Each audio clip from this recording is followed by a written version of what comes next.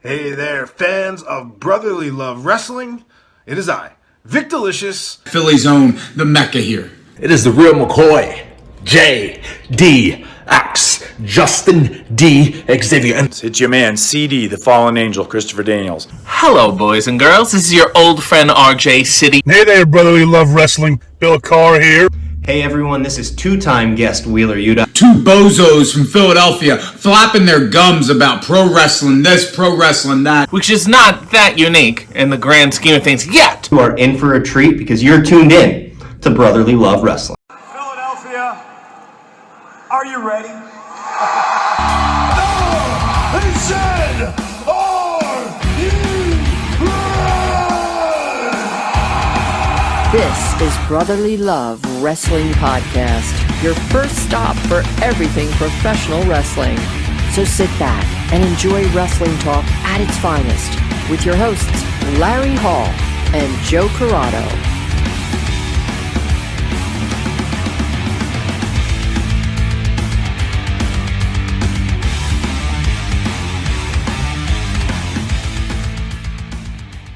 Welcome, everybody, to Brotherly Love Wrestling. And on our show today, we have from South Philly's own news. Go ahead.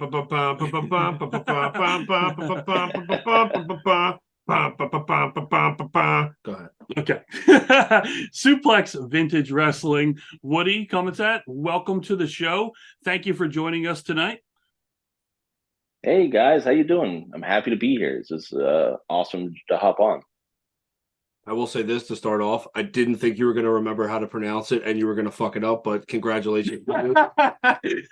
Absolutely nailed it too. And I tell you, it is often butchered, so it's great. Yeah, that's my biggest worry some of the times is some of the last names. Time. Yeah, all of the times for people I don't know. So I get it. The second you tell me how to say it, in my head, I'm like, fuck, I'm going to fuck it up. So I'm glad I was able to do it. Yeah, do it justice anyway. And if you've noticed, if you've never watched our show, Woody, Larry does all the legwork, and I'm like the scrapper. I pick up all the scraps. I'm just here for talent purposes. He's the guy. He does you just coming for the hot tag. Yeah, pretty much. I'm selfish. Yeah. That's all there is to it.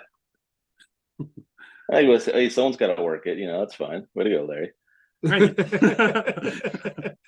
So, we want to talk to you about Suplex Vintage Wrestling.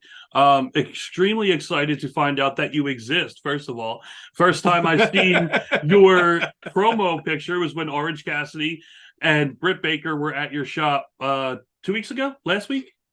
It was when they were in Philly. Yeah, so 2 weeks ago. 2 weeks ago. Yeah. So I saw that, and then our producer Bill called me immediately and said, hey, you have to have these guys on.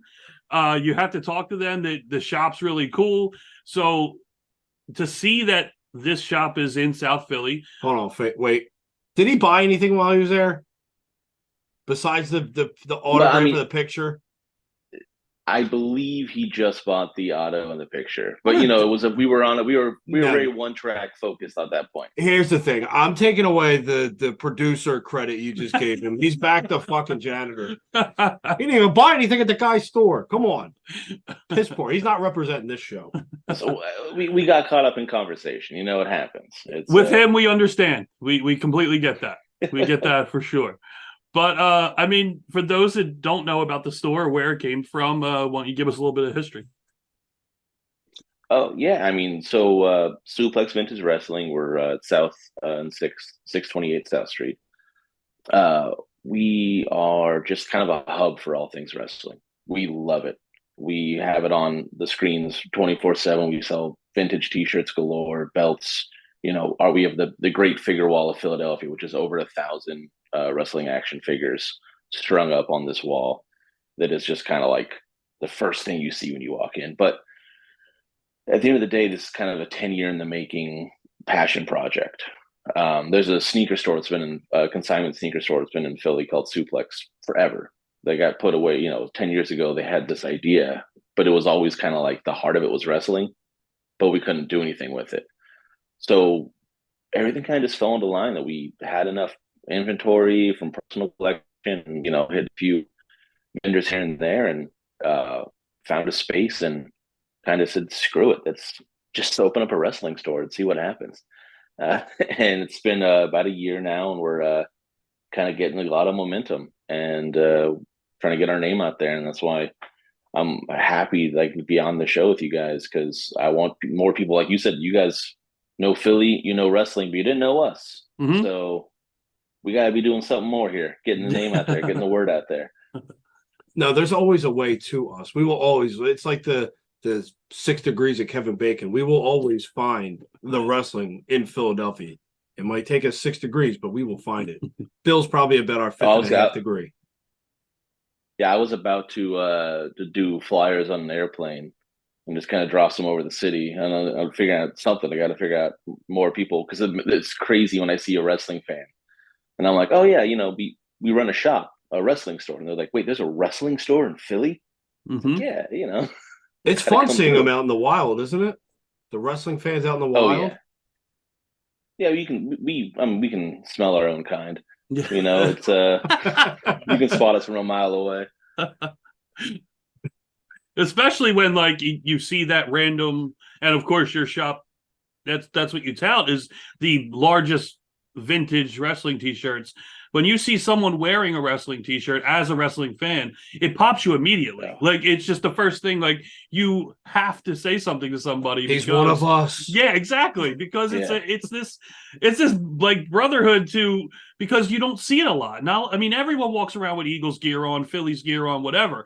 But when you're walking around and you see, actually Sunday when the Eagles were playing Dallas, I was walking to pick up food and I saw this shirt, but I saw it from the back. I had the Austin skull on the back of the shirt, and it just caught my eye. And the guy is probably 15, 20 yards away from me. I was like, yo, buddy. He turned around. I was like, that's a nice shirt. He was like, oh, thank you. Just randomly, my wife looks at me and goes, "What? Why? I was like, because there's not many of us out there. He needed to hear it. It probably made his day. He probably went back and told his wife. Mm-hmm. That's the reason he wore it too. Yes, he was hoping, I hope I see another wrestling fan that can appreciate this. Yes, which is what's so fun about being involved in this. And we have over 1,000 vintage T-shirts. That when you see these things, man, and you put them to a good home, and someone, you're like, oh, dude, that's gonna blow someone's mind when they see this T-shirt out in the wild. I'm gonna see this shirt at Mania, and it's gonna go nuts. Mm-hmm. Yeah, I such a mark for that stuff. The crazy thing, well, one, how many XLs you got in your shop? I mean, that's XL and 2XL. That's our bread and butter. Come on. That's both of us. We're in business then. Yeah. So we'll be down possibly within the next weekend or so. Yeah, for sure. For sure. Other than that, and I've sidetracked myself, and as I usually do, I forgot what the second part of that question was. I mean, but you're so good at doing that to me. So no, I know, but now I've just remembered. So the thing that gets me is I wear a lot of obscure wrestling shirts. So if someone catches mine, I'm through the how I'm more in shock. How the hell did that person know what this? If someone saw me out and saw this shirt and was like, "Yeah, it's a fucking sick DDP shirt," I'd be like, "What?" I was like, I would legitimately find a new best friend probably. Because it's they just didn't assume it was the energy drink shirt or something like that. Yeah, I walked into CVS, I see some girl look at it, I was like, it's not what you think. This isn't that. It's much cooler. It's a much more pop. She would have thought I was calling her something else. Yeah. I was gonna say, even as I did that, I was like, oh, wait a minute, that could be just really going down a slippery slope there. Yeah. One of those things that could have gotten me arrested, maybe. You never know in the landscape. Kicked out of the CVS. Yeah. Would have never been able to get my medicine again. So, Woody, I did see the spot you did on PHL 17.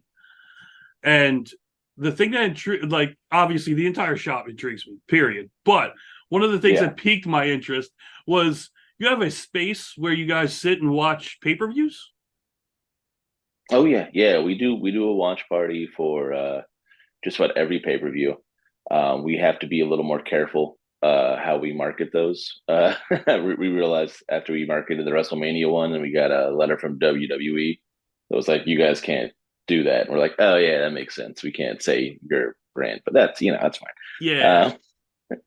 But yeah, we're gonna watch. It's half the reason we came up with the store is like there's like 10 of us anyway that are gonna watch wrestling together anyway.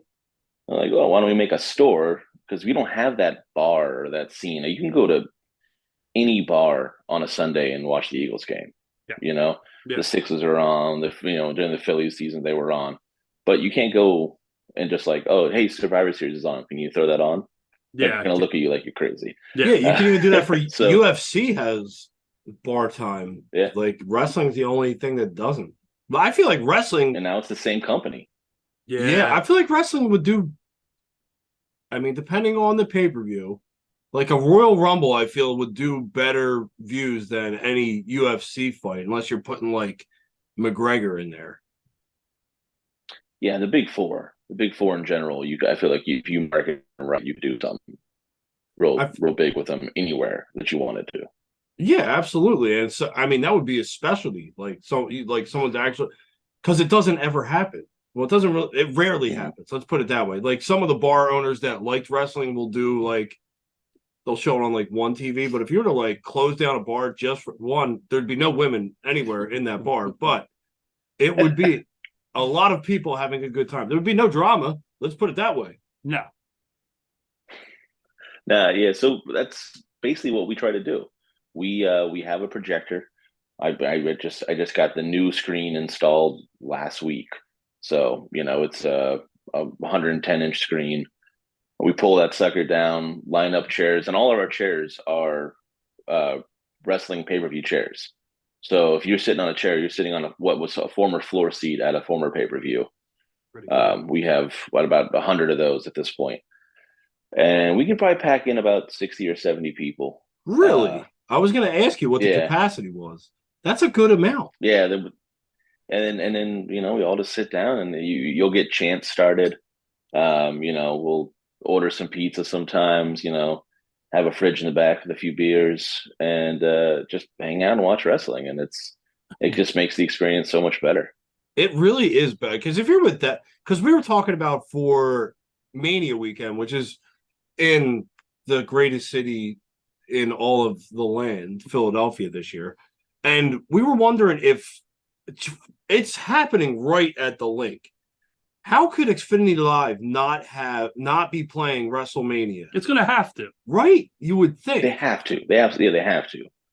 Well, I can tell you what, night one, we're going to do something for the fans as well. Like we're going to put on, we're shutting down the street. We're doing a whole street festival all day long. South We're going to Street? be putting a ring, South Street in between 6th and 7th. We're going to be putting a ring out there. We're going to have, like face painting booths for the kids. We're going to have a bunch of different vendors, food, drink, all that stuff. Really? And then come WrestleMania night, we're working on getting this set up. We're going to try to project it outside on the side of the building where everyone can sit down in the middle of the street and watch a WrestleMania together. Get the fuck out of here. Really? This might be the new night one plan. You're allowed to curse on this show, by the way. Yeah. All right. Yeah. That's I'm not shitting you. I promise you.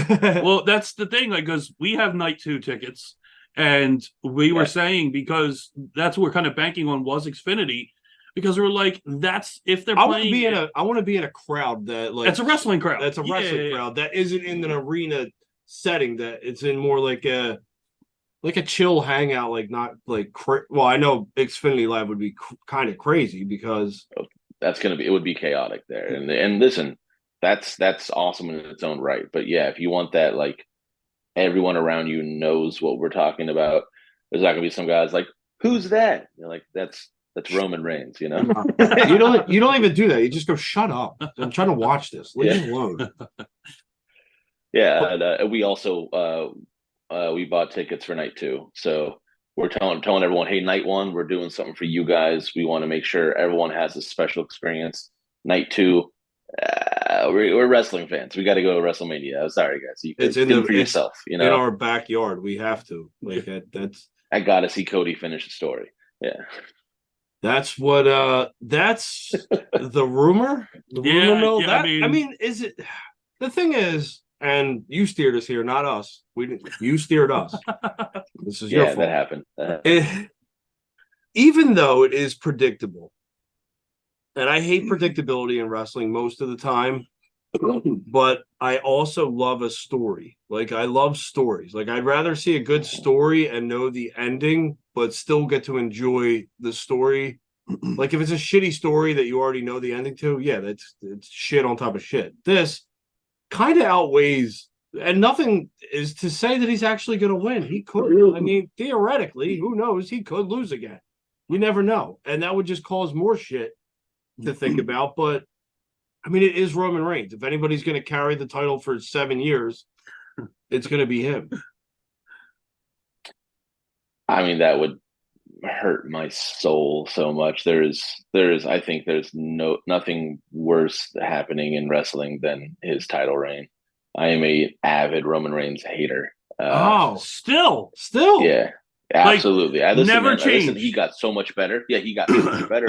No, I hopped on during the peak Bloodline stuff. This was entertaining. Okay, but it still wasn't him. You know, it was his peripherals. It was what's happening around him. I think he's holding the title hostage, and it's bad for wrestling. They put him above everyone else in such a way, and just try to say like, oh, no one can take it from him, but you're actually devaluing the rest of your roster when you don't make them seem like they can ever get to that level.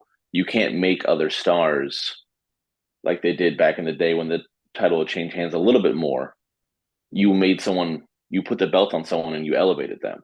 But by keeping it on one person, you're not elevating anyone else. And then, so now it looks like when LA Knight's going to wrestle, and you're just like, oh yeah, he's not going to win because no one's at his level because you put him on a different level. We don't know, like, a wrestler. He's not a top 10 wrestler, like, in ring. Like, he doesn't have that ability. We all know that. So we have to just believe that he is the best because they tell us he's the best. And because of that, I feel like we kind of devalues the actual product they're putting out on a weekly basis. So all right. So I was just listening now. I'm not sure if you listen to Busted Open, you have XM or anything. So I listened every day of the week. I don't listen on the weekend, but Bully Ray and Dave LaGreca were just going over this kind of ideology about Roman Reigns. And Bully had an interesting point that he believes this is the purpose. People like you are the purpose they're doing what they're doing, and why he's going away while he's doing the Brock Lesnar type thing. And because they want to leave no shadow of a doubt that come April 7th in that arena, there will not be one person wanting Roman Reigns to walk out as champion, because they want him to be heel. And obviously you see when he comes out on TV, there's still a ton of people holding up the ones. There's still a ton of people, whether they boo or not, everyone, for the most part, still kind of likes Roman Reigns, and he's a more love-hate heel than he is an actual legitimate heel like we know and we grew up with. So I'm amazed because I think you're one of the first people I've heard this Roman Reigns say, like, oh, I can't stand him. But I like that. I like your reasoning because it makes sense. As a fan, you want to see that belt all the time. If it is the title that they're portraying it being the title and the most important title in the company, you want to see it defended.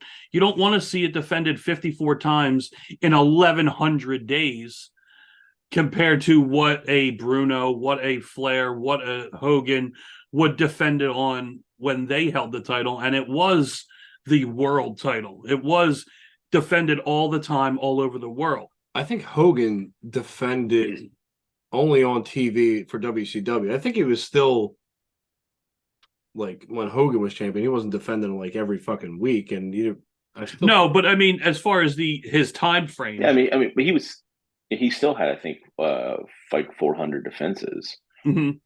In total, it was still a very high number. Yeah, in his like 1,400 day, or it was 140 defenses, something like that. But it was still an insane amount compared to Roman. Yeah. And I agree. They're never gonna be able to match what they did back then, because back then they were literally defending it all the time. Yeah, but there's got to be a better middle ground than this, because you compared him to Brock Lesnar, and he is not even that Brock Lesnar. Brock Lesnar would just defend it on pay-per-views. Yeah. Not Like, only we're getting that, Roman every third pay-per-view, you know? I'll go with your point. Not only did Brock earn it by being an absolute fucking monster and then continuing to be an absolute monster well into his 40s, like Brock Lesnar will legitimately beat the shit out of you. Mhm. No doubt about it. And he's an all-American wrestler. So, in the ring, he's going to deliver because he can, because he's just that gifted. So it goes to your point, like Brock Lesnar, I mean, he can't, and when he was around before he did UFC and all that, he was wrestling a lot, and he was wrestling some of the best matches of the year when he was in. Oh, absolutely. He's he was an amazing performer. Yeah. So, I mean, you got Eddie, Kurt, and the list goes on and on and on with Brock Lesnar, Triple H. It wasn't Triple H, The Rock. That was a fucking bloodbath. He even fucked up Hogan. And the best thing about Lesnar is that he would come out and he would win. Yeah. He would decimate someone physically, emotionally, in every possible way. Like, part of this run that leaves me wanting with Roman is that he hasn't won a match. Like, he keeps ending up with a victory because of this and that and this and that. But, like, isn't that what a heel is supposed to do, though? I agree, but like, you should be able to put him against an opponent and have him win. Like, what kind of madness are we doing now? And like, you have to detach yourself from real life, where you're just like, wouldn't Nick Aldis or Pierce back in the day just come on and say like, hey, if anyone comes to the ring, you lose your title. That's it. It's a one-on-one match, and if anyone comes out, you lose your title. Well, eventually, you're right. Go. Eventually, that's what a GM does. I think the GM thing has got muddied since, like, GMs, like you're saying, like even like the Mick Foleys of the world. That's exactly what I was going to say. Like Mick Foley, if this was happening during, and even commissioner when it was Sergeant Slaughter was commissioner, Piper, Michaels, Foley, like once this would happen a couple times, then they'd be like, okay, no, if anyone comes to the ring, you lose the title. Like that is the common thing. And I feel like a lot of the general managers, and now Pierce, and I mean Nick Aldis more recently, but Pierce as well, like there's some of those things that general managers as wrestling fans were used to them doing, and they pull away from on TV now. They don't do all right, look, like enough, this is supposed to be a one-on-one. Everyone's barred from ringside. And if someone comes down, then you lose the title. Like that doesn't happen anymore. Or you see something happen on TV. The fans see it happen, even though the ref doesn't see it. And then that's when a general manager comes out and goes, no. No, he put his foot on the rope. Like, no, you can't, you didn't see that. Let's restart this match and let's keep it going. Like that kind of things don't happen anymore. And I feel like with a Nick Aldis and Adam Pearce to a lesser degree, it should happen more. It should go back to that way. They're former wrestlers, both former NWA champions. Yeah. Yeah, I mean, Jack Tunney would never allow this. Yeah, and I think maybe that is what they're going for. They're leaning towards that, especially with Nick Aldis being more involved in the day-to-day things. But even that, like if at Crown Jewel, Nick Aldis comes out and says, hey, we saw that, you guys are barred, and then Roman just goes over, I would be more okay with that. I'd be more on the side of, okay, he actually, because yeah, Roman should beat LA Knight. You shouldn't need the Bloodline's help. Like that's I love LA Knight, but like, come on. Yes. Let's have him win the US title, you know. That's not just jump for the highest prize in the business. And that'd be believable, and I'd be like, good, there. We did something that was feasible, that pushed the storyline along in a reasonable manner. So, but like I said, I could just talk shit on Roman Reigns and the storyline all day long. So that's not. I wanted to see. Should we be more optimistic? Yeah, I mean, exactly. I did want to see what your thoughts were. because we haven't even talked about it at all because it just happened. So the initial thought with the channel CW was going to be carrying, at least the rumors were that CW was going to get the NWA, and NWA was going to be on the CW on TV and have, at least for what they were saying, two different, you know what I mean, a reality type show and then the wrestling show. And then NWA at their pay-per-view airs this questionable segment. Then it was a great segment, but yeah, I agree. I mean, I get as the CW. I understand though, like, is the CW that PG that they're not running anything questionable? I haven't watched CW programming. I couldn't in tell a you, long time. I couldn't tell you how long. I didn't know it was still a channel. That's when, like, the first time I'd heard from it in years. Yeah, because it was about wrestling. It's like, oh, okay, that's still around. Good for them. Good for them. But now, announced today by the CW, is that they've come to an agreement with NXT. So come October, we get NXT airing on CW. So obviously the NWA, I don't want to say they're out, but obviously it's some kind of flux. So you don't know what's going to happen now that they got WWE NXT. Do you think NXT is a better fit for a CW, or do you think that the NWA might have been a better fit? Oh, I thought the NWA was a perfect fit for CW. I mean, I thought it was like a nice little, they could kind of help each other out and gaining, you know, some people like me who didn't know what CW existed. Moving over there, then that would cause me maybe to watch a little more NWA, which I'm not super up to date with. But I feel like this was a classic WWE business move where they saw that opening and there was like, we're just going to swoop in and take it. And it's interesting. As long as, I guess, my streaming networks, I can still watch NXT because I'm never going to watch anything live anyway. I try to, but life gets in the way constantly. But as long as I can watch NXT on you know, my Hulu Live, I'll be fine. So, well, damn it, you could have been watching it right now. What are you doing talking to us? I know. Listen. Like I said, life gets in the way. You could have said two schmucks texted me and fucking got in my way. So I didn't see when are they making that change? Did they say when they're making that change? October, they're saying October, and same thing with I guess wherever SmackDown is going, because that's the whole Fox thing. So, I mean, or is it USA? SmackDown's going to USA, but we don't know where Raw is going. Maybe they're doing a flip-flop? I think they might be. I don't know. So, but I mean, I know October is when all the new changes are supposed to happen for WWE programming. So, I mean, I love NXT. I've been saying it on our show for at least a month now. It is personally my favorite WWE program to watch. Like, obviously, I watch Raw and SmackDown, but NXT, as far as consistency goes, match quality, the storytelling, the characters, I think Michaels and the crew, whoever are running with him, is just, I think they kill it. And obviously now you're seeing the benefits because you got the Creed brothers who just came up, and I've thought they are ridiculous. They're absolutely ridiculous. They're athletic as hell, and they're entertaining too. Like, they don't have over the top personalities, and maybe they could work on that, but like, just them as a perfect example of coming up to the main roster completely deserve it. No, they're like Gable and Jordan. Yeah. American Alpha type thing. Yeah.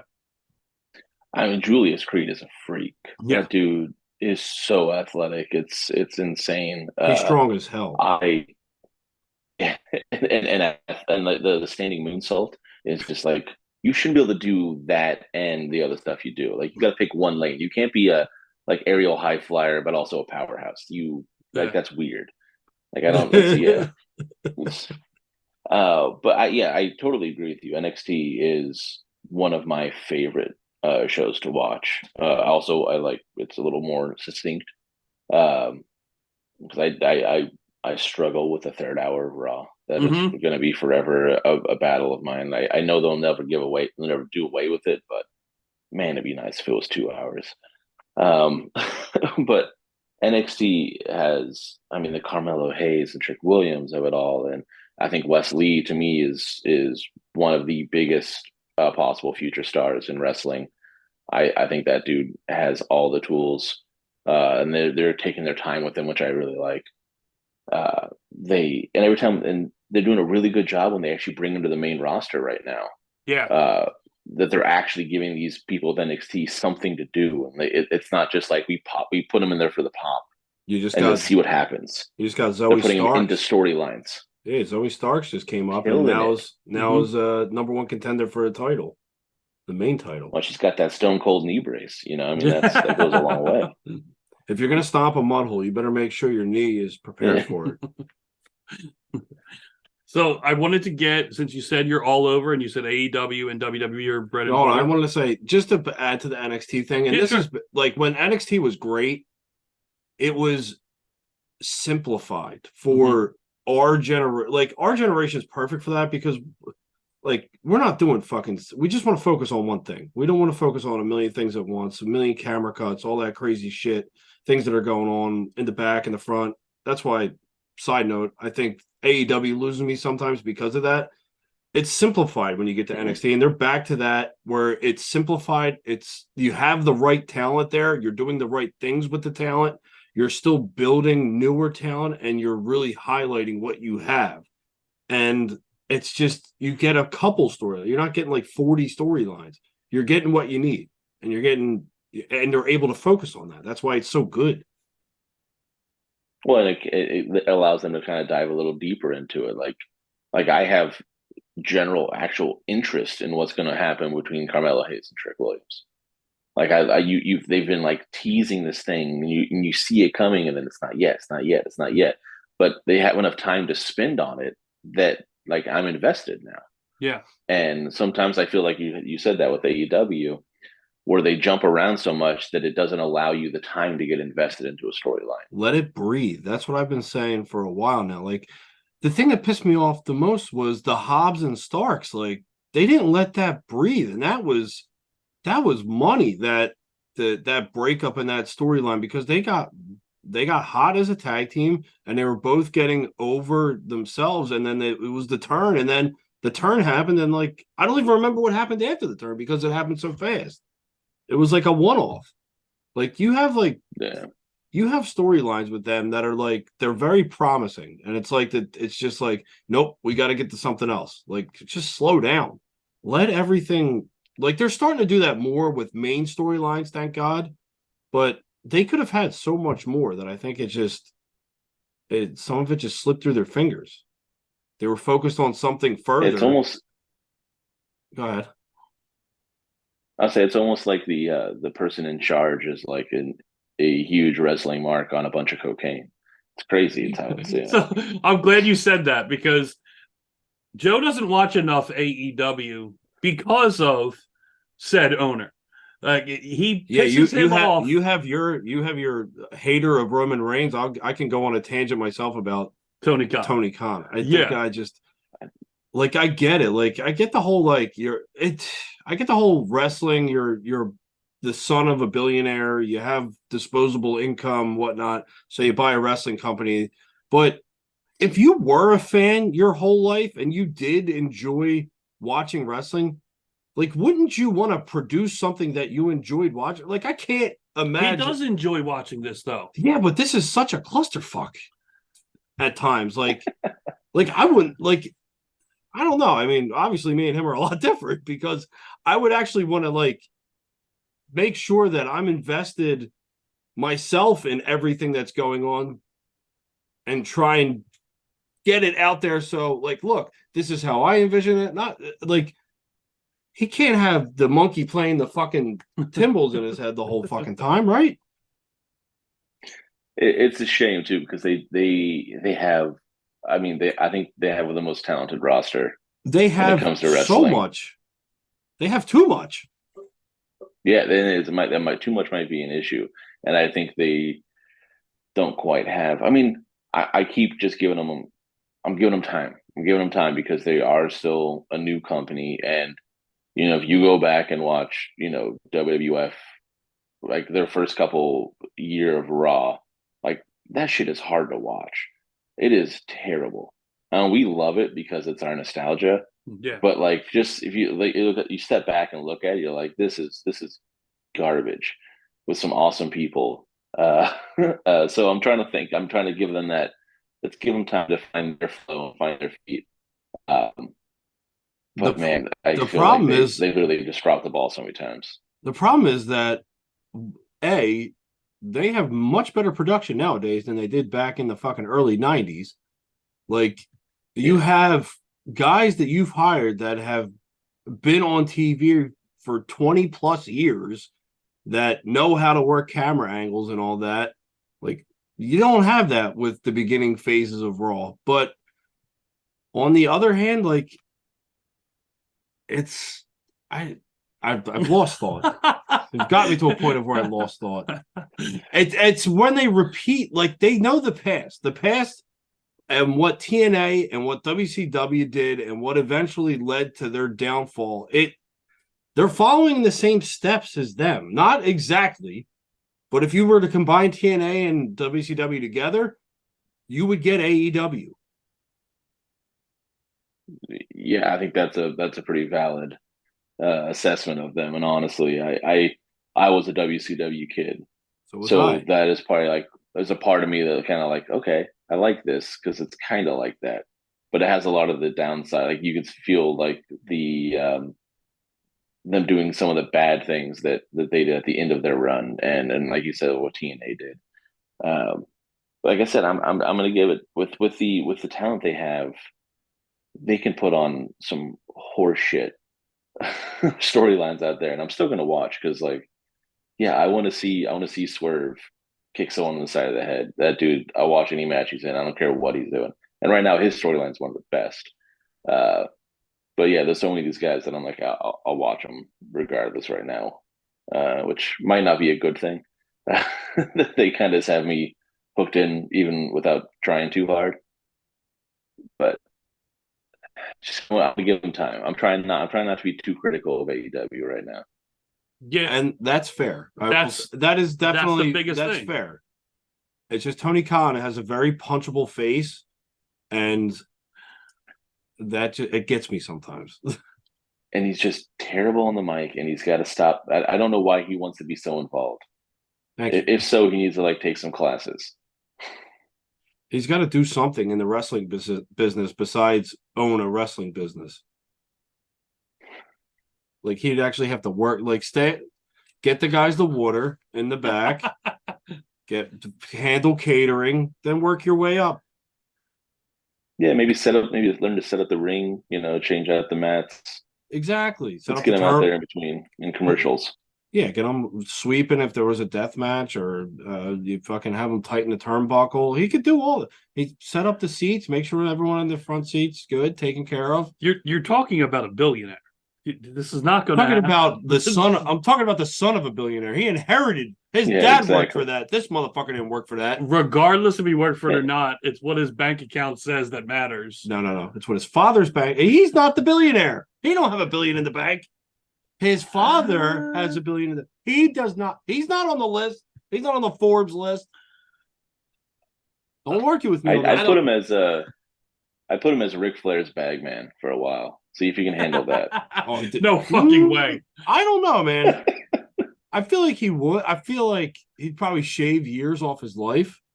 Like, there's only certain people that are built for that. I think Ric Flair might be the only. He might be the only person built for Ric Flair's life, because a lot of other people should have been dead. Yeah, everybody else several times over. Yeah, Christian nailed it with that one. Yeah, the black liver and all. Yeah. Christian might be doing. Christian might be doing the best work of his career. That was an amazing. Oh, he's killing it right now. He's the best. He's the best heel in the company. But I don't know if you guys were at the AEW in Philly here. We were not. That was one of the most amazing moments that I did not see coming. It's great to like actually get surprised again, and just sitting there to see Ric Flair. And I know he's old as shit, and Sting's not putting on high quality matches anymore either. But like, just to say I was like there and saw Sting and Ric Flair in the ring was like, it was amazing, man. That was the whole night was worth it. Because you were a WCW fan and you remember the last ever match for WCW Monday Night Nitro was Ric Flair and Sting, to see them who thought that they were going to, after a TNA run, like who thought that this was going to be where they were going to be together again? I think that was the funniest part is they kept putting over TBS. Yes. It's like that's their promo. You're like that's kind of a weird thing to do, but yeah, all right.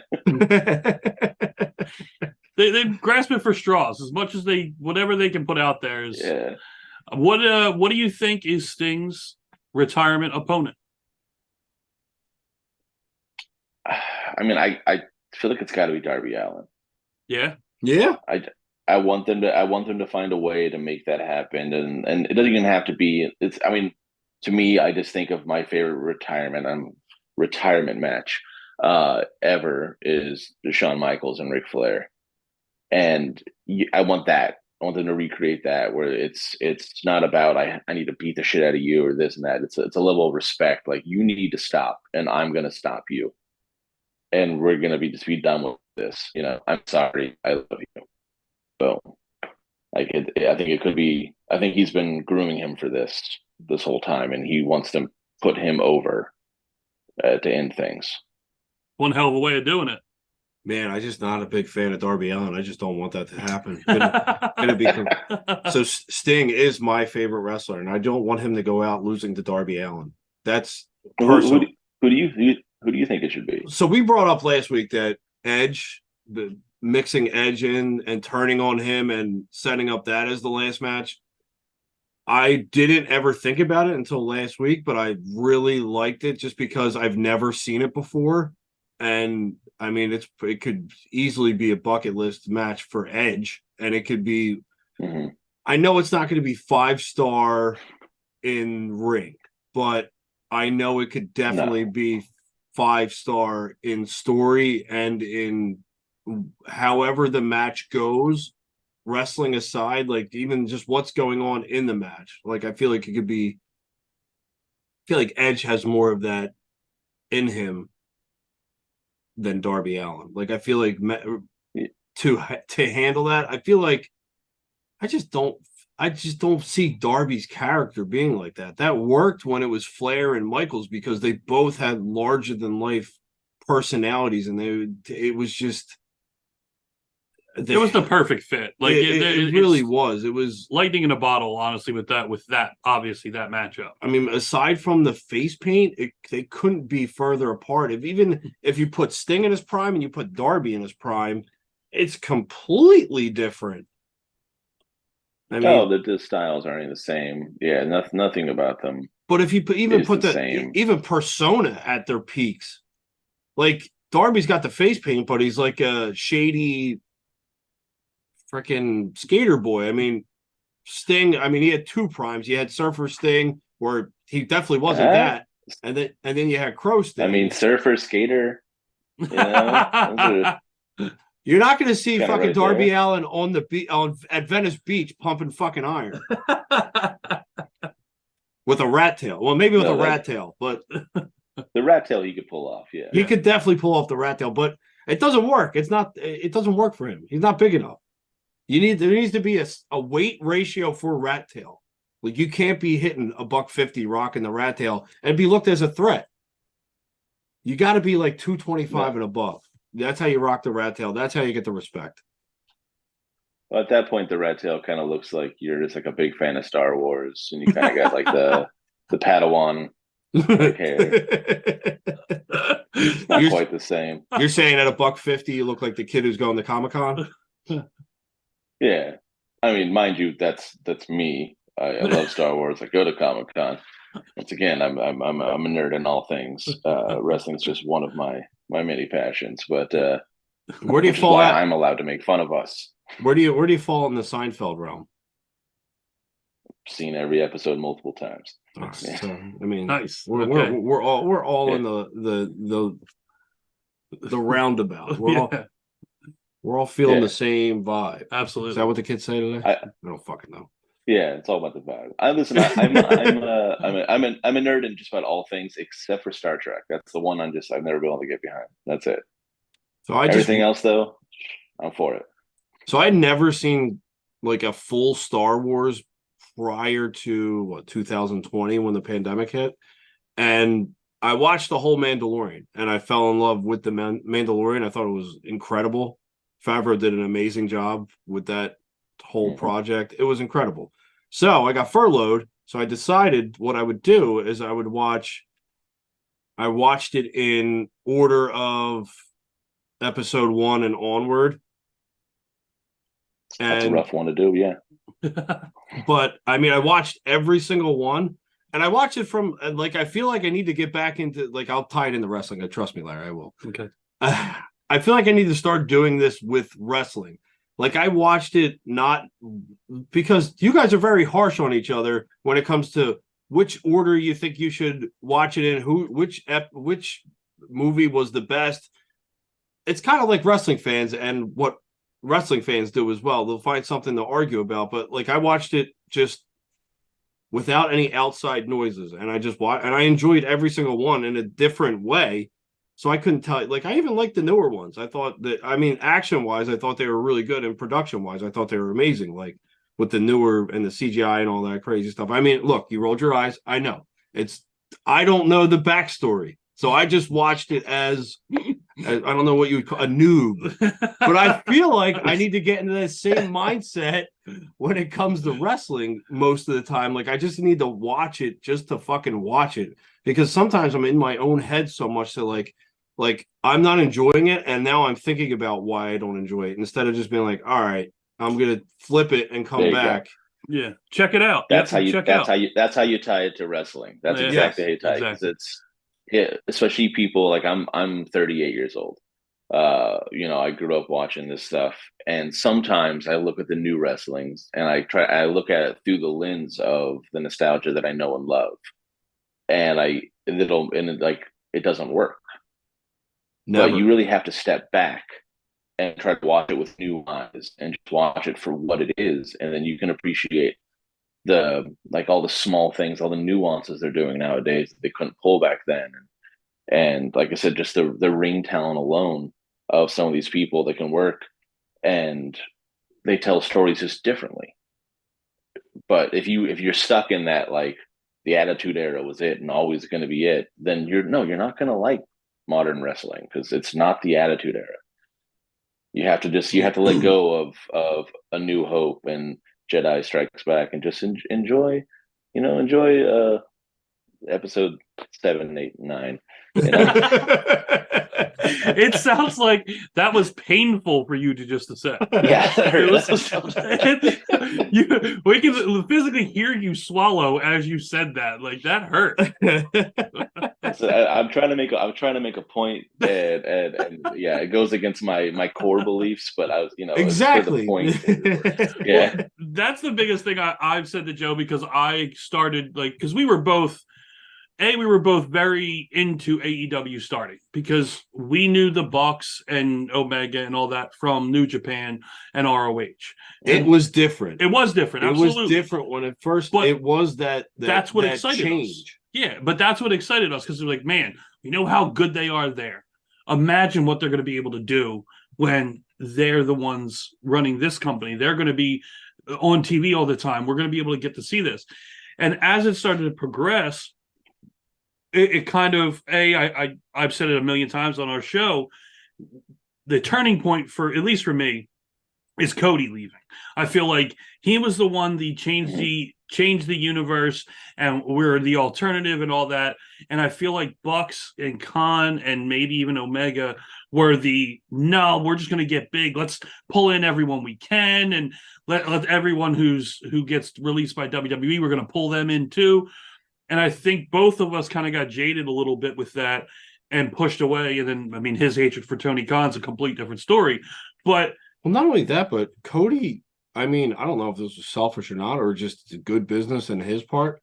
His storylines were the best storylines. When they had the most behind them, they had the best video packages, the best, everything that went behind Cody's storylines, everything had purpose, and everything was well put together. The promos were really, really, really good with him and whoever he was facing at the time. And he was also highlighting a lot of talent. He was the reason you got to see a Warhorse or look at Jade, MJF, the people that they call Cody's kids. They were the ones that were starting to elevate that whole time. And now, obviously, I think most people feel it was a big fumble for AEW to let Jade go, because you had a diamond right in your hands. You could do anything you want with her, and you put that ceiling on her, and she's only going to be the TBS champion, and she's not going to win or go after the women's title. Like, you don't blame a talent for wanting to be like, I can't grow. I can't do anything here. They don't know what else to do with me. Exactly. I came in, I was a wrecking ball, and now they've lost it. It's the same thing that they fumbled with Wardlow. He came in, got over, was a wrecking ball, had it. Like, the trigger needed to be pulled right there for Wardlow. Like, he hit that. He hit that. Well, no, but he could have broke through it. That's not his fault. Oh, I know. It's like 3 different times too. They've had to like restart him, and there's only going to be so much more. Like, because I've already fizzled out a lot on Wardlow. Of course, yeah, it's kind of hard to just be like, well, no, this is the time. Like, it's like you have like a toxic relationship. Yeah, like no, he's going to change. He's going to change. Trust me. We want to tell you when we want to see him. I know him. Yeah. I mean, I feel like. I mean, to a lesser extent, but a more selfish extent, like Orange Cassidy, when he got like that triple threat match, when that crowd was completely hooked, and everybody wanted Cassidy to win. And like that, but that's all wrestling. I feel like that's just, I'm not going to just point that at AEW. Like, when you have the crowd and the crowd is blatantly telling you what they want to see, and there's nobody in the back that's like, well, maybe we go for what these people actually will go absolutely apeshit for. And we got to stick to the story. We got to stick to whatever we have planned. Like, there's not anybody in the back that'd be like, all right, fuck it, let's change it. It's the hubris of these writers. They believe that if you're rooting for that, it's because they made you do it, and you're gonna like what they do next even better.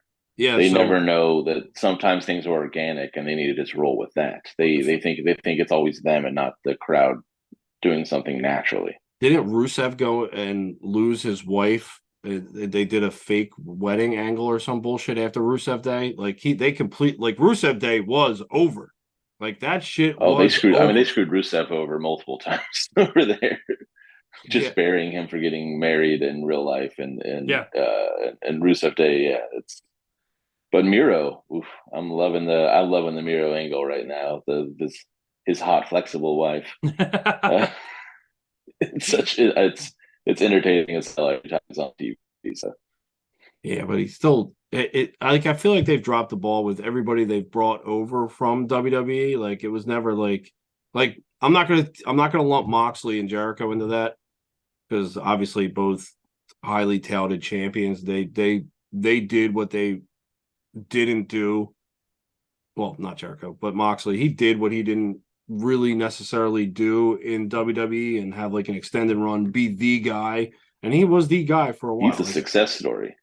Yeah. He's one of the ones that made it out. And but like the Andrades of the world, the Rusevs, Miro, whatever you want to call him, and I don't know. See, this was the point, like you were saying, Woody, about the pulling back, and that's what I've tried to do with AEW. And I've watched more of AEW than I have in the past, because I've tried to pull myself back, because I've been trying to get Joe back on the AEW train and get him to watch more of AEW, because I've done that now, and I've started to appreciate more of their storytelling, because I felt like for a while they weren't doing a lot of storytelling. There were a lot of those one-off matches. Hey, here's Kenny Omega and Griff Garrison for no reason whatsoever. Here's no story. Mm-hmm. We're just going to wrestle. Not that wasn't a great match, because Griff showed his ass off, and Kenny completely helped get him over. But those one-off matches lost me for a while, because let's just throw 2 guys in there for no reason whatsoever. Let's throw 2 girls in there for no reason whatsoever. Yeah, it was a good match. We'll sprinkle in a tournament or 2. Yeah, but for the most part, I'd be like, come on. Love that. Like, give me story. And then I think that's when they lost me, is when it was a tournament every other week for something. I was like, come on, like put a little bit more fucking effort into it. Like there was a title tournament every fucking other week. Yeah. But the storytelling has gotten a lot better. I mean, I do believe you. MJF Cole for the longest point was gold every single week. I mean, the Roddy stuff, I still like how annoyed that Cole gets at Roddy, and the Adam thing is the most annoying yell in the world, but it works. It's funny. I love the Kingdom. There's so many interlocking stories. We were saying last week, and I was kind of trying to catch Joe up a little bit on how many people are after MJF. How many people I love that. Yeah, are gunning for MJF. So like that's how it should be though. Like that's what WWE doesn't do. It's always one person. There's one challenger for the title. When in all actuality, everybody should want that fucking title. Yeah. That's why you're there. If you're a main guy, why would you not? You're going after the main guy. And I don't like that they don't like. They're there for the payday. They want like that's the payday. Like winning the championship. Like nobody ever talks about money. Like that. Has no one ever learned from the $1 Million Man? Like it's all about the money. That's why you're there. You want to be the best. And I think it's going to be a really nice thing too, because they've put so much stock in MJF that he is the best in the company by far. And right now it's kind of in that same vein, in a Roman Reigns style, where it's kind of hard to imagine him losing it to anybody. But you put 6 people chasing him down and beating the shit out of him on a regular basis, and everyone going this and doing the extra stuff, and then now if he loses it, it doesn't feel like he's weak. It feels like, yeah, what did you expect? Man had the whole company gunning for him. Yeah. Not only that, you have a masked vigilante after him. Yeah. You have the devil, whoever that eventually will turn out to be. See, now I'm loving that idea. Yeah, that's the common conception here. Britt Baker is the devil. So that's the thing, is that I've heard a lot of people on the internet say this, which is I'm sure where you're seeing a lot of this talk, is that she also was in a music video and she did the devil horns, and it's her protecting Adam Cole because she knows that, like, it's this interwoven story. I'm still on the fence about Britt Baker. I am intrigued. I'm intrigued. It would be amazing, but yeah. I'm intrigued by, even though I don't think it's possible, but it just intrigues me for the fact of surprise and wanting to be worked, wanting to not see it coming. And that's the CM Punk being the devil thing, and that whole thing being a work. Like, I know how unlikely it is, but there's that little part of me is like, God, what if that it just, God, it would be the greatest work of all time if that were the case. Like, well, is their next show in Chicago? It could be the case. Listen, that's for that side of it, I can understand what you're saying. Like you said, like I was telling you earlier, with the Ric Flair coming out, like, to be surprised again and something not be spoiled in the dirt sheets is kind of amazing. But I would love to not have to watch Phil wrestle anymore. The dude has been done for a decade, and it's just like I don't need it. I don't need it. I'm good. He was amazing, and I loved him. 2000 Summer Punk. Some of the best wrestling of all time. But I'm good. I'm good. He can maybe he can have a good run at TNA. He could do a lot of good for them, and maybe he can get a little credibility in New Japan. But I don't need to see him in my major 2. Did you see? I know you probably didn't see it. Hey. Did you see him commentary on this MMA thing and what happened, what they said?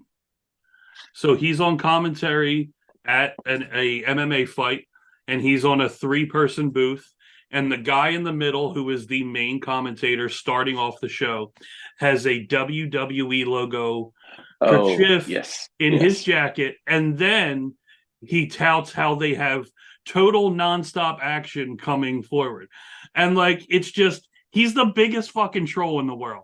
Like, he is such a big troll. Like, he doesn't say a word. He has a big shit-eating grin on his face while this guy is saying this and wearing the WWE kerchief in his pocket. Like, and it's just like, this guy, he might not be the best in the ring, and he's really, really good on the mic, but he is all-time great on being a troll, for sure. Like, he knows what he's doing. He's a button pusher. Yeah. He's the best button pusher Yes.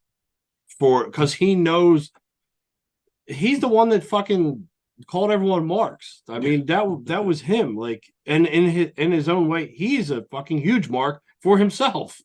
Like he might be the biggest mark. Yeah. I mean, but He's like, he lives his own gimmick. Like he still to this day, He's will a go method around actor. telling people, yeah, he's best in the world. And you're like, just let that die in the ring, man. You can do it out there on the crowd, but like, you can't be talking to other talent like that. You're not that guy. Like, you don't have the respect that you think you have. no, I don't. it was not a fantasy in Punk. I'm sure it's different for a locker room as opposed to an audience. Like, an audience doesn't have to or get to see the majority besides what is leaked. I mean, the people that are back there get to see all the time. And you've heard the stories from WWE about how CM Punk was, and it, to no surprise to anybody, ended up being the same way in AEW. I mean, Yeah, if he completely doesn't change his personality. I mean, if he ends up in TNA, it should be a short stint to get them relaunched, and then, I mean, I would cut ties quick before the poison apple is bitten into. I just really hope he doesn't come to WWE. I don't think they need him. Like, his whole thing is that he's a draw and he's money, and they're doing just fine on that. I can't see the positive he brings to them at this point. WWE has always managed to figure it out to get that draw. I mean, you have Roman Reigns.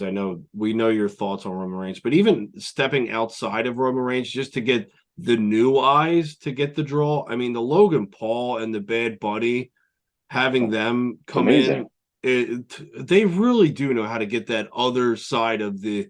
Look, McAfee to a little bit lesser degree. Because I've had, like, my brother-in-law be like, and my cousins who don't watch wrestling, but watching Pat McAfee clips at WrestleMania or in the ring doing fucking moonsaults and shit because they love Pat McAfee and they love sports. Like, they're grabbing the other ends that, I mean, really everybody should be trying to grab, because that's where the views are. That's where consistency comes in. Their crossover appeal is insane. They really know what they're doing with that. And then Logan Paul is probably the best thing they've done in a long time. Yeah. And you can not like the guy, because I think that's perfectly fine. I think that's what you're supposed to do.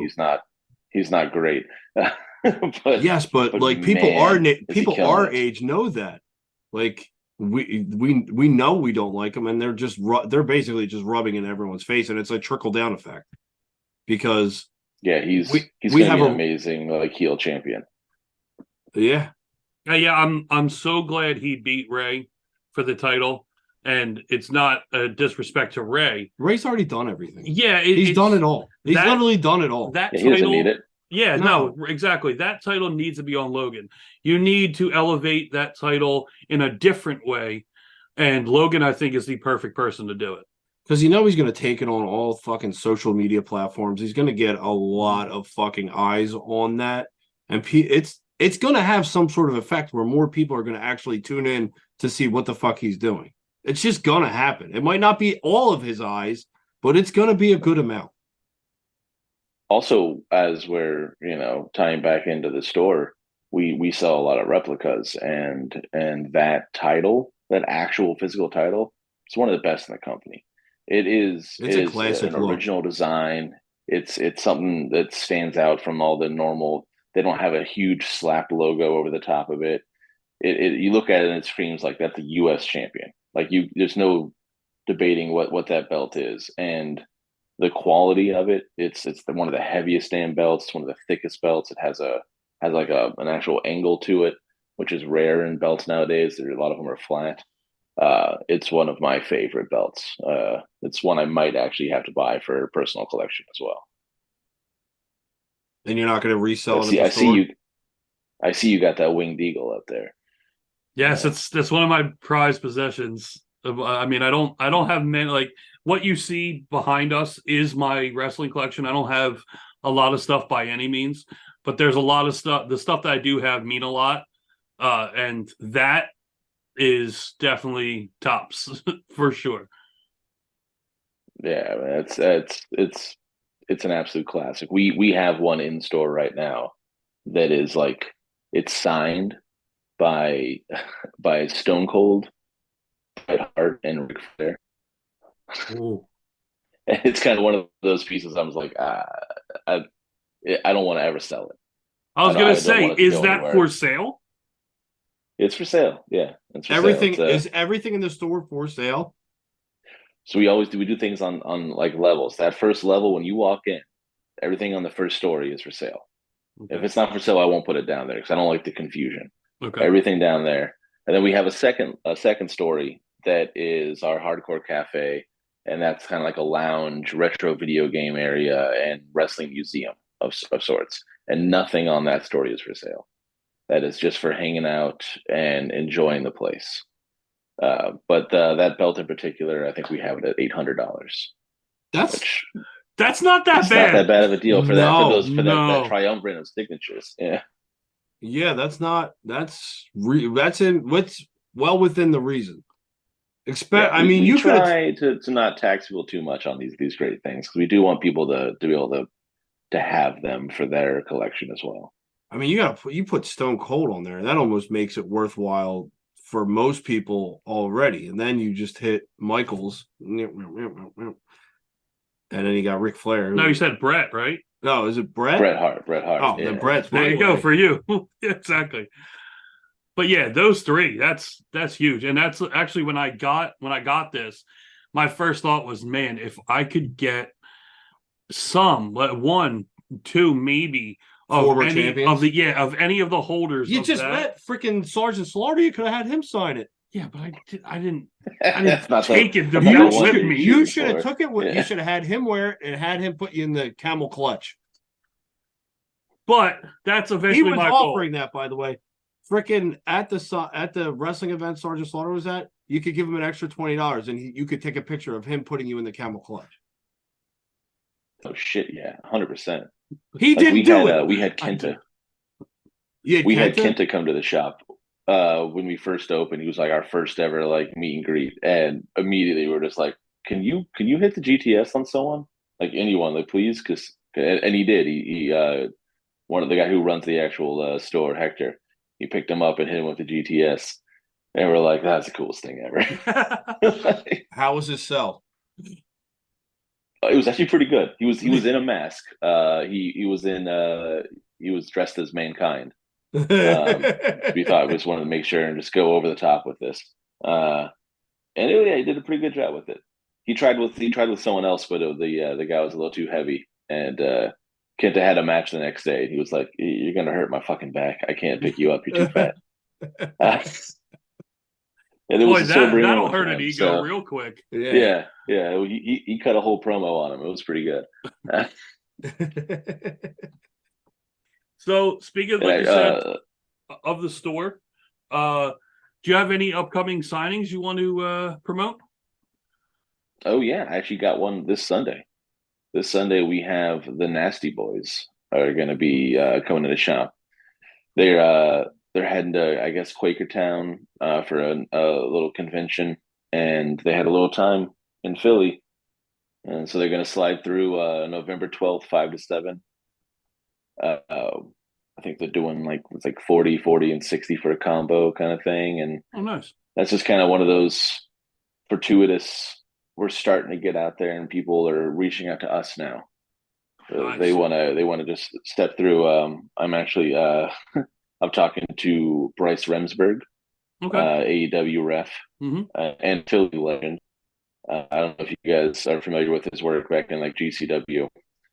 One of the best matches you'll ever see, Invisible Man versus Invisible Stan, where he refs two invisible people wrestling. It is an absolute classic. Is that the birth child of Joey Janela? You gotta think he's involved. Yeah, he's because who did we watch? It was Janela or Jimmy Lloyd versus the Invisible Man at Voltage Lounge. I think it was Jimmy Lloyd. Yeah, I think you're right. I think it was Jimmy Lloyd. I could see Jimmy Lloyd doing that. He's a regular at the store. Is he's he? in all the time. Yeah. Jimmy Lloyd's. We're good friends with him. Joey's been in a few times as well because he's got a place not far down from the place from in South Philly. I'm surprised he went to South Philly and not back to Jersey. I think maybe the commute was better. I think we're in talks with GCW right now about doing some future projects with them as well. Nice. We like to keep it local. Nice. So Bryce will be doing a meet and greet in December as well. Let's see, our next watch party is Survivor Series. Obviously, that's going to be a really fun one. Everyone got to come out. That's it's a big four. So I hope to see you two guys there. If you don't, you guys can't find a cool bar to go to, just grab a 12-pack and come on by. Only 12? Then I'm coming in like Sandman with a 30 per rack. person. Okay. I go Sandman or bust. I have a signed Sandman Budweiser case at the store right now as well. Did he know he was signing it when he signed it? Listen, man, that's the guy you could talk to, and you're like, "Hey, do you want to do some stuff?" And he's like, "I'm not." I was like, "Hey, do you want to drink a little and smoke a little?" And he's like, "Oh yeah, fuck it. What do you want to do?" You gotta know how to talk to the guy. One of the biggest things we're doing right now, which I think is really cool, and we're trying to let people know about that. We're actually giving away 2 tickets to WrestleMania. Oh, there you go. 2 tickets to Paradise. So we it's going to be I bought a whole lot of of tickets in a section. So we got like 14 seats in a section. So you're going to get 2 tickets to come hang out with the SVW crew. And all you got to do is we have our SVW Hardcore Cafe shirt because we just opened up the second floor. It's a $30 shirt on the website. You buy a shirt, you're entered into a raffle. What we're going to do is we're going to drop a few different versions of the shirt. We're going to select 30 winners. Okay. And then we're going to enter all the 30 winners into a WWE 2K23 Royal Rumble. And then we're gonna watch it live to see who wins the Royal Rumble to win the tickets. Wow, that is such a cool idea. It's computer generated, so it's not someone playing as someone. No one's playing. We're gonna try to. We're working on ways right now to kind of balance it out. So if you have a higher rated player, you come in earlier, but you're gonna just basically get a number, and you won't know who you are until do it on number 17, and that music hits. And you're like, we want to try to make it so someone doesn't feel screwed. Yeah, I got no fucking shot. Yeah, you come out and it's just like Akira Tozawa. Like, I'm fucking James Ellsworth. Oh fuck. I don't think they allow him in the game anymore. You give me the created one. Okay. He'll be like a 40. Well, I don't want to unlock some of the creative characters. I think still one of the most popular downloaded one is Benoit. So I think I don't want him to accidentally win that. It's just bad publicity. Yeah, bad publicity and bad juju for whoever wins. You're not going to have a good time at WrestleMania. Something's going to happen. You're going to get a flat tire. Something's going to happen. You jumped out in the parking lot because that could happen. It's Philly, so yeah. Yeah, exactly. All right, I had one question. Just it's a shop related question. What's the one piece of memorabilia that you've always wanted that you were never able to obtain? Like something like it doesn't even have to be. It could be one that you wanted to sell, one that you think you'd make bank on, or one for a personal collection. Oh man. Yeah, so there's actually an item at the store right now that I want to buy for my personal collection. But there's just some really good vintage shirts out there that we're kind of having trouble getting our hands on. For the right price, like the blood. Yeah, exactly. I can't go out there and pay if a shirt costs $600. I can't pay $600 because then I got to charge you $8. Yeah, because we got to keep the lights on. So we're out there trying to hunt all the time for that sort of thing. But I'll tell you what it is. I got it. So we have been attempting to collect all of the ECW Hardcore Cafe tour shirts, because they did a tour around the country, and for every major city they went into, they did a specialized shirt. Oh yeah, I I believe we only are missing 2. I think I have Florida. So I have Florida. Oh, you do? I don't think we have Florida. I think that's one of the 2 we're missing. It's not in good condition. Well, see, that stuff's not for sale. That's going upstairs. Oh, so you're going in the hardcore in the cafe museum. I got you. Exactly. I got so you. Hey, maybe we work something out. You want to put it on loan? I watched all of the WWE Most Wanted treasures. So hey, maybe you want to put it on loan for a little bit. I'm on consignment. So the rest of the fans can see it. Because we have a huge collection of original ECW shirts that are upstairs, because we can't have a store in South Philly about wrestling and not pay homage to the reason that Philly is what it is when it comes to wrestling. So the ECW we're shirts, a passionate city. The ECW shirts that you've collected aren't for sale. We only sell them if we get a double. If you get all right. So we have all the originals on the second floor in the museum-ish area in our our hardcore cafe. So then downstairs, if we get a double, we sell them. So what ECW shirts do you have in the downstairs? What are the notable ones? Do you have any Taz? Oh man, I have. Yeah, I got a Taz. I got a great Just Incredible one. We just got in recently. I just sold the Sandman Blood, Sweat, and Beers classic. Our ECW collection is pretty good, and we're even holding some back.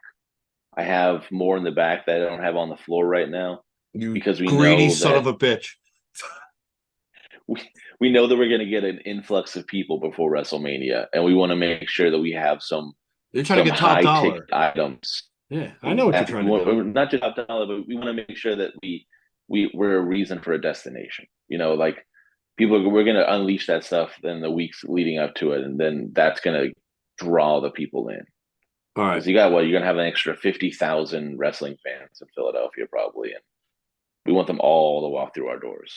All right, so here's the shirt I've been looking for that I haven't found reasonably. I want to see if you have it. I want the all-over print Oozing Machismo Razor Ramon, the yellow one. Mm-hmm. Yep, I definitely have one. I think it's a large, but that's one we've bought and sold a few times. I have one. I have one personally. Yeah, good for you. That I've had for years. But that was a gift from a friend, so that one stays. Yeah, absolutely. I wouldn't give it up either. It's a tough wear though. It is hard to wear an all over print yellow shirt with a face that's bigger than your torso. So here's the thing though. I don't care. So I wear wrestling shirts. Look, my personality matches usually what I have on. And I have no problem pulling off an all over print. I have an all over print bootleg Owen Hart. I love that shirt. I've worn that out. Yep, I think I have the same one. The all over print. We don't do a whole lot of the bootlegs, but the all over print bootlegs are ones that we'll seek out because they're so good. They still go for good money too. I mean, the all over. Yeah. Well, we have we currently have the Triple H, the Ahmed Johnson, and the 1-2-3 Kid. You got Ahmed Johnson versions.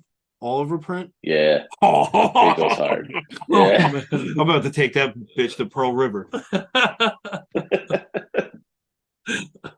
So suffice it to say, we will be down there, and it will be coming up soon because it is my birthday coming up, and I will treat myself to something. There's not a shadow of a doubt that we're going to take a trip down. Not to mention, I'm going to hit Lorenzo's while I'm down there and get a fat slice of fucking pizza. I'm telling you, I'll send you some better places. You want the best cheesesteak you ever had? There's a spot right around the corner, Angelo's, 9th and Fitzwater. I know exactly. It's Cooper Sharp. It's I know exactly what you're talking about, my friend. Might have been voted best in Philly. I mean, they're buddies of ours too. So I'm saying you come through, you let us know you're coming through, and we'll snag a whole bunch, and you don't got to worry about it then. So we can get that whenever we need it. Well, they're good people over there. Are they wrestling fans too? They're more involved with us back when we've been within the sneaker business. Okay, so they're sneakerheads. We go back with them from when they started. Yeah. Nice. Right, so I got a nice pair of Vans all over print Austin skull shoes too. So I can kill two birds with one stone. When you're going to come through, make sure you check out the website, suplexsvw.com. And that you can everything there, key term searchable, sort by size, all that stuff. That is, once again, like I told you, I'm the nerd. So I also built the website and maintain all that stuff, all the inventory, all the pictures, all the meta tagging. My God, the amount of work to put up like 600 shirts on there that all have to be individually done because it's all vintage, all measured, everything. So please take use of that, so I don't feel like I wasted all my goddamn time. Okay, so I'll do you a favor. I'll go on. I'm going to go on as soon as we stop talking. As soon as we hang up the Zoom, I'm going to go on there. Perfect.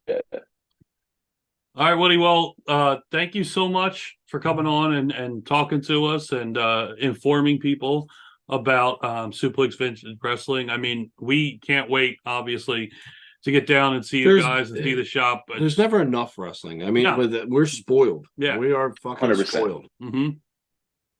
Listen, and I'll leave you guys with one thing I tell people all the time. Like, if you want wrestling memorabilia, I got you. Action figures, vintage T-shirts, 100%. But also, if you just have like a strong opinion of like a match from 1997 and you need to get it off your chest, come down to the store. Like, this has been bothering me. This talking for so wrestling long. thing, yeah, the talking wrestling thing. I do this all day, every day.